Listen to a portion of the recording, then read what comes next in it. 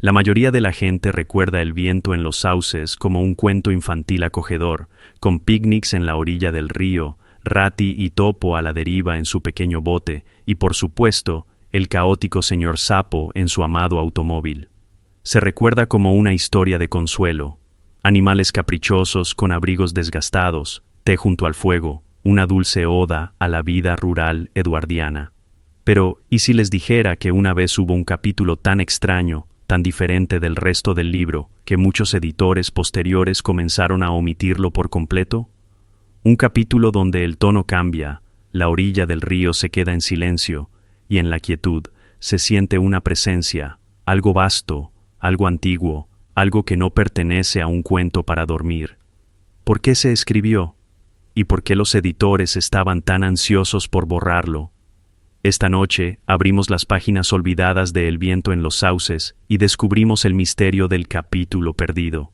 Bienvenidos de nuevo, Darklings. El viento en los sauces, de Kenneth Grahame, se publicó en 1908 y rápidamente se convirtió en uno de los libros infantiles más queridos de todos los tiempos.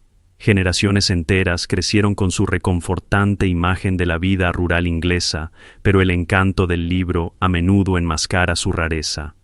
No es una sola historia, sino un mosaico de episodios, aventuras de topos y ratas, sapos, escapadas salvajes, peregrinajes pastorales, a veces emocionante, a veces cómico, a veces onírico. Y escondido entre estos capítulos, como un secreto entre los juncos, se encuentra el que nos inquieta. Muchas ediciones posteriores lo omitieron discretamente. Se consideró inadecuado, confuso, incluso aterrador. ¿Pero qué contenía? ¿Y por qué estaba tan desfasado del resto del libro?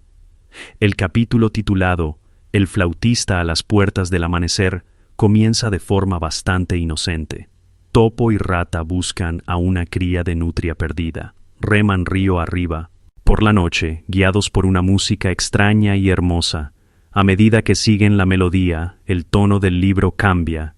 El río al amanecer se vuelve silencioso, brillando con una luz fuera de lo común. El propio Prose adquiere un lenguaje reverente, casi como él, y entonces lo ven. No es sapo, ni tejón, ni ninguna criatura amistosa de la ribera, sino una figura imponente, hombre y bestia a la vez, con cuernos que le sobresalen de la cabeza, patas de cabra, una presencia a la vez aterradora y amable. Los animales caen de rodillas, asombrados, ni siquiera pueden hablar, rezan, adoran, y cuando la visión se desvanece, encuentran a la nutria desaparecida dormida a sus pies, y después no recuerdan en absoluto el encuentro. El ser que han conocido no es un animal, es el gran dios Pan, y aunque pueda parecer extraño, y muchos lectores ni siquiera lo recuerden, la primera edición del libro, en 1908, presentaba al propio Pan en la portada, sentado entre los lectores con su flauta. Kenneth Grahame claramente vio este capítulo no como un desvío extraño, sino como algo esencial para la historia. Pero ¿quién era Pan? Mitad bestia, mitad hombre. ¿Y cómo demonios un dios pagano se coló en las páginas de un libro infantil eduardiano? Pan fue uno de los dioses más antiguos del mundo clásico. A diferencia de los olímpicos, que habitaban en palacios de mármol, Pan vivía en la naturaleza. Era el dios de los pastores, los bosques y la música rústica. Tocaba flautas de madera. Sus melodías podían encantar a los animales, seducir a las ninfas o aterrorizar a los viajeros. De su nombre proviene la palabra pánico, ese miedo repentino e irracional que, según se dice, surge al oír el grito de Pan en el desierto. No era hermoso como Apolo ni noble como Zeus. Era peludo, con patas de cabra y cuernos, un extraño entre los dioses. Su presencia se sentía como alegría y temor a la vez, deleite en su música, terror en sus repentinas apariciones. Entonces, ¿por qué Kenneth Grahame convocó a esta figura a la orilla de un río inglés? La respuesta no solo reside en el propio anhelo de Grahame por la naturaleza salvaje, sino en un extraño renacimiento cultural que se estaba produciendo en toda Inglaterra en aquella época. Un resurgimiento que hizo del regreso de Pan algo emocionante y a la vez profundamente controvertido. A principios del siglo XX, Gran Bretaña seguía siendo una época devotamente cristiana. Las iglesias estaban llenas, las escuelas dominicales florecían y la moral pública se hundía en las escrituras. Sin embargo, bajo los himnos y sermones, algo más se agitaba. Esta era una Inglaterra transformada por la revolución industrial, con fábricas que ennegrecían las ciudades, trenes que atravesaban el campo y una vida rural que se reducía rápidamente. Para muchos, los viejos ritmos de la tierra se sentían perdidos, y así surgió el anhelo de algo más sencillo, más verde, un regreso a la naturaleza, a los bosques y campos donde el pasado aún parecía susurrar en los cedros. Al mismo tiempo, esta era la era del resurgimiento del ocultismo. El espiritismo prometía contacto con los muertos. La teosofía y las sociedades secretas reivindicaban la sabiduría oculta. Los folcloristas se apresuraron a registrar los cuentos de hadas y dioses olvidados antes de que desaparecieran. En un mundo donde la ciencia y las máquinas parecían explicarlo todo, la gente volvía a anhelar misterio y asombro. Pan se convirtió en un símbolo romántico de este movimiento. Apareció en poemas, novelas e incluso en rumores susurrados de visiones en los bosques. Era el dios de la resistencia a la industrialización, el dios de la evasión, el espíritu verde que aún persistía en parajes salvajes, sin la influencia del vapor ni el humo. Pero aquí residía el peligro en la imaginación cristiana. Los cuernos de Pan, sus patas de cabra, sus apetitos salvajes. Todo esto se había utilizado durante mucho tiempo para representar al diablo. Los artistas medievales habían tomado prestada la forma de Pan para pintar al mismísimo Satanás. Así que, cuando Pan regresó a la literatura, muchos lo vieron no como una inofensiva fantasía campestre, sino como el mismísimo diablo vagando por los campos de Inglaterra. Incluir semejante figura en un libro infantil era más que inusual, era impactante. Aún así, la mayoría de las primeras ediciones británicas conservaron el capítulo. Pero al otro lado del Atlántico, las editoriales estadounidenses comenzaron a publicar versiones infantiles con puentes, y El flautista a las puertas del amanecer solía ser la primera en ser descartada. Fue controvertida, considerada demasiado mística y extraña para los niños. En las décadas de 1930 y 1940, cuando El viento en los sauces se reeditó en libros ilustrados de regalo y ediciones escolares en Gran Bretaña, la mayoría de las veces se omitió por completo. Muchos editores sintieron que el capítulo lento y solemne interrumpía el ritmo del libro. Otros pensaron que su visión de un dios con cuernos era simplemente demasiado aterradora para los niños. El resultado fue que una generación entera creció sin saber siquiera de la existencia del capítulo. Y luego, después de que Las aventuras de Cabot y el señor Sapo, de Disney, de 1949, se centrara por completo en las travesuras de Sapo, el tono del libro se reformuló en la mente del público. Las editoriales se inclinaron más por las aventuras humorísticas de Sapo, mientras que los capítulos oníricos o espirituales, como El flautista a las puertas del amanecer y otro titulado Caminando lejos, se descartaron con frecuencia.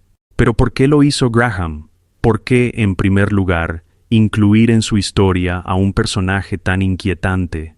Quizás fue personal. La infancia de Graham estuvo marcada por el dolor y la soledad. Su madre murió cuando él tenía solo 5 años, y su padre, destrozado por la bebida, ya no podía cuidar de los niños. Kenneth fue enviado a vivir con su abuela y fue en los campos y ríos de Berkshire donde encontró su único consuelo.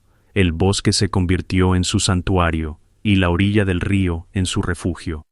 Para él, Pan quizás simbolizaba esa divinidad oculta en la naturaleza, una presencia indescriptible, tierna pero aterradora, sanadora y humilde a la vez.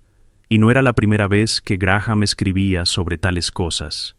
15 años antes de El viento en los sauces, había publicado un libro titulado Papeles paganos. Era una serie de ensayos, no cuentos infantiles, sino reflexiones líricas sobre la naturaleza, el mito y los antiguos dioses. En esas páginas, trataba campos y ríos casi como templos, lamentaba la pérdida de la vida rural a manos de la industria, y llenaba sus pros con guiños a deidades antiguas, rituales estacionales y folclore. Incluso se burlaba sutilmente de la rigidez del cristianismo victoriano, contrastándolo con la libertad del antiguo espíritu pagano. Algunos creen que Graham colocó al flautista a las puertas del amanecer en el centro mismo del libro deliberadamente, como una piedra angular oculta. El título mismo, El viento en los sauces, podría incluso apuntar a este momento, a la presencia que Topo y Rata encuentran al amanecer. En otras palabras, el libro que consideramos un cuento acogedor de animales pudo haber sido para Graham algo completamente distinto. Un himno a lo salvaje, al dios que él creía que aún se movía en la campiña inglesa. Todos los episodios cómicos y acogedores eran solo la tapadera. Este era el corazón, y su decisión fue audaz. No se limitó a insinuar a Pan. Lo colocó directamente en la historia revelada en Shining Prose, adorado por Mole y Rat, y eso fue demasiado para los editores posteriores. A pesar de todo el encanto de Toad Hall y Badger's Den, los editores querían que El viento en los sauces fuera seguro, sano y comercial para niños. Pan no era nada de eso, era salvaje, era pagano, y para algunos era indistinguible del diablo, así que el capítulo fue eliminado. Y esta eliminación no es solo una peculiaridad de la historia editorial. Incluso ahora, más de un siglo después, el flautista sigue siendo silenciado. Mientras investigaba este video, encontré reimpresiones modernas en Amazon con críticas furiosas, lectores molestos al descubrir que el capítulo había sido omitido, lo que significa que hoy, al igual que en la década de 1920, mucha gente puede leer El viento en los sauces de principio a fin y nunca conocer al dios pagano oculto en sus páginas. E incluso en la pantalla, su presencia ha sido incómoda. Una de las adaptaciones más queridas, la serie Stop Motion de los años 80 de Cosgrove Hall, adaptó El flautista a las puertas del alba. Se emitió en 1984 como parte de la primera temporada con el mismo título.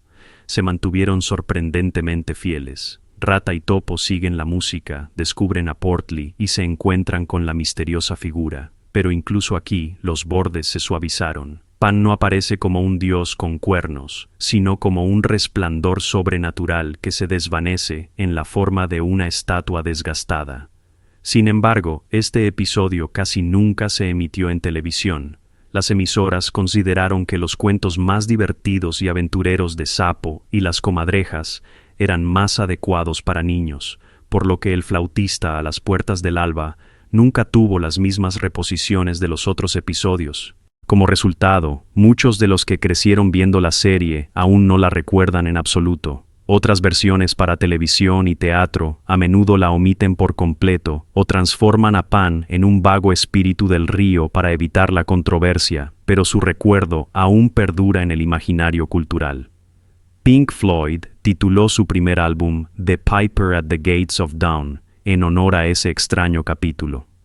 Compositores desde C.S. Lewis hasta J.M. Barrie se hicieron eco de la forma de patas de cabra de Pan en sus creaciones, desde Espinas y Satas hasta el mismísimo nombre de Peter Pan, y quizás eso es lo que más inquietó a los editores, porque El flautista a las puertas del amanecer no es solo un extraño desvío en un libro infantil, es la visión de un dios olvidado, un tiempo olvidado, agazapado entre los juncos, medio recordado, medio temido.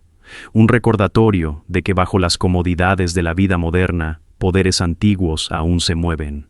Así que la próxima vez que imagines a Mole y Ratty a la deriva en su bote, recuerda que en el silencio del amanecer, junto a las tranquilas aguas del río, una vez se arrodillaron ante algo inmenso, un ser demasiado extraño para la guardería, demasiado salvaje para la sociedad educada. Pan, el flautista a las puertas del amanecer, el viento en los sauces. Y si esto te sorprendió, espera a descubrir el secreto de 4000 años que se esconde tras la princesa y el pipí. Haz clic aquí para verlo ahora. Nos vemos en un próximo video.